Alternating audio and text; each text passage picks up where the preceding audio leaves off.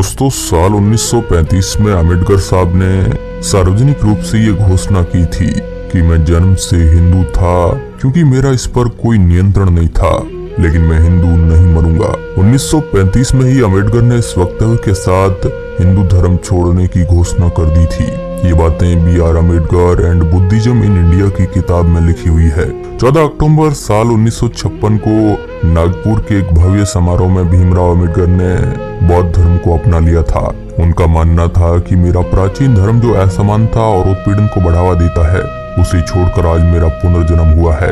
इस दिन महाराष्ट्र के चंद्रपुर में अम्बेडकर ने सामूहिक धर्म परिवर्तन का एक कार्यक्रम भी किया और अपने अनुयायियों को 22 शपथ दिलाई, जिनका सार ये था कि बौद्ध धर्म अपनाने के बाद किसी हिंदू देवी देवता और उनकी पूजा में विश्वास नहीं किया जाएगा, हिंदू धर्म के कर्म कांड नहीं होंगे और ब्राह्मणों से किसी किस्म की कोई पूजा अर्चना नहीं करवाई जाएगी। इसके अलावा समानता और नैतिकता को अपनाने संबंधी कस्में भी थी। ऐसे कुछ विचार थे भीमराव अम्बेडकर के धर्म के प्रति।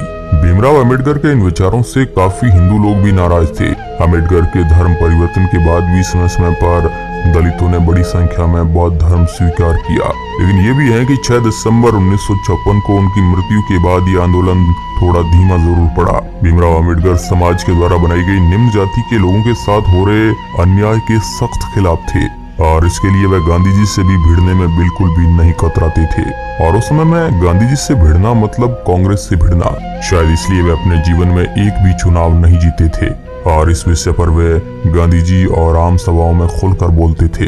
इस बात को हम इस तरह से समझ सकते हैं कि एक बार बाबा साहेब ने आम मंच पर से भागवत गीता की आलोचना कर दी।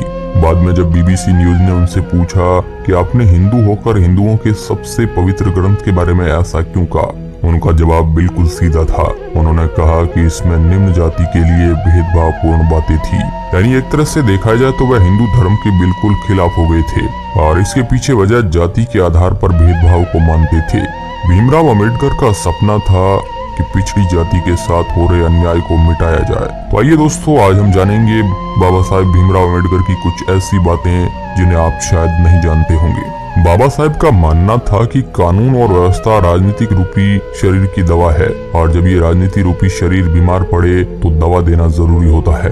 यानी वे कानून व्यवस्था को सभी समस्याओं का हल मानते थे, लेकिन तब जब ये पूरी तरह सभी पर समान रूप से लागू हो। दोस्तों, अपने दौर के सबसे ज्यादा शिक्षित और विद्वान होने के बावजूद उन्होंने गांधी जी के साथ मिलकर कभी स्वतंत्रता आंदोलन में भाग नहीं लिया। इसका ये मतलब कतई नहीं था कि वो आजादी नहीं चाहते थे, बल्कि उनका कहना था कि हमारे देश में अंग्रेजों की गुलामी के खिलाफ एक आवाज में लाखों लोग इकट्ठा हो जाते हैं, लेकिन जब अपने ही दलित भाइयों के इंसाफ की बात आती है तो यही लोग मुंह मोड़ लेते हैं। दोस्तों, गांधी जी और बाबा साहेब दोनों की उम्र में एक पीढ़ी का अंतर था। गांधी जी का जन्म 2 अक्टूबर 1869 को, जबकि अम्बेडकर जी का जन्म 14 अप्रैल 1891 को हुआ था। इस तरह बाबा साहेब उम्र में गांधी जी से 22 वर्ष छोटे थे। भीमराव अम्बेडकर को करीब 9 भाषाओं का ज्ञान था।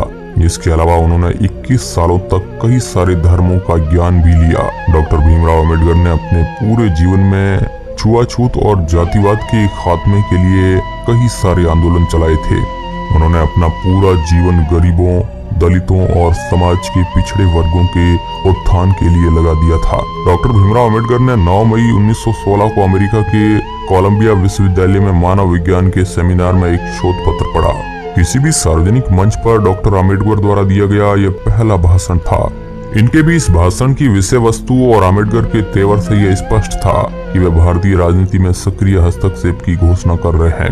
अम्बेडकर जी ने अपने भाषण में भारत की जाति व्यवस्था की कड़वी सच्चाई से विश्व के महानतम बुद्धिजीवियों को अवगत करवाया। इसके बाद का इतिहास गांधी जी और अम्बेडकर के विचारों के बीच संघर्ष का इतिहास है। अम्बेडकर का जन्म 14 अप्रैल 1891 को ब्रिटिश भारत के मध्य भारत प्रांत यानी आज का जो मध्य प्रदेश है उसके महू नगर सैन्य छावनी में हुआ था।